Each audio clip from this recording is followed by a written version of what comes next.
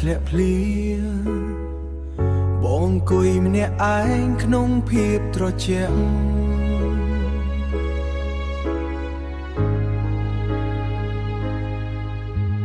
មើលទៅមាត់ទ្វារដែលធ្លាប់មានអូ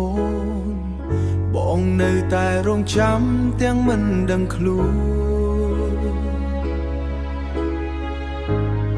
រងចាំអូនកុំយកបងលេងសើចអីអូនបងឈឺចាប់ស្ទើរតែដកដង្ហើមមិនរួចបេះដូងបងមិនមែនជាថ្មដែលអូនអាចវាយបំបែកបានតាមចិត្តស្នេហាពិតមិនមែនជាល្បែងទេសូមមេត្តាអាណិតបងខ្លះផងអូនធ្លាប់សន្យាថានៅក្បែរតែពេលនេះអូនមើលមកបងដូចអ្នកដទៃ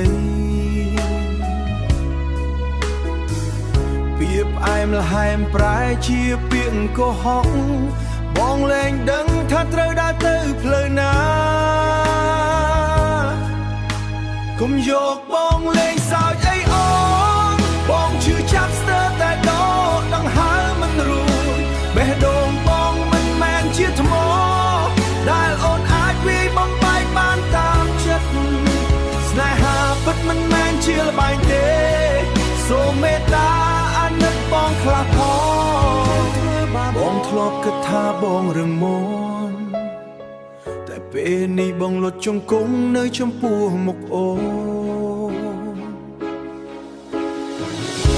ទឹកភ្នែកបងហូរមកដោយគ្មានការអៀនខ្មាសសូមត្រឹមតែភាពស្មោះត្រង់ពីអូនបានទេកុំយកបងលេងសើចអីអូនបងឈឺចាប់ស្ទើរតែដកដង្ហើមមិនរួចបេះដូងបងមិនមែនជាថ្មដែលអូនអាចវាយបំបែកបានតាមចិត្តស្នេហាពិតមិនមែនជាល្បែងទេ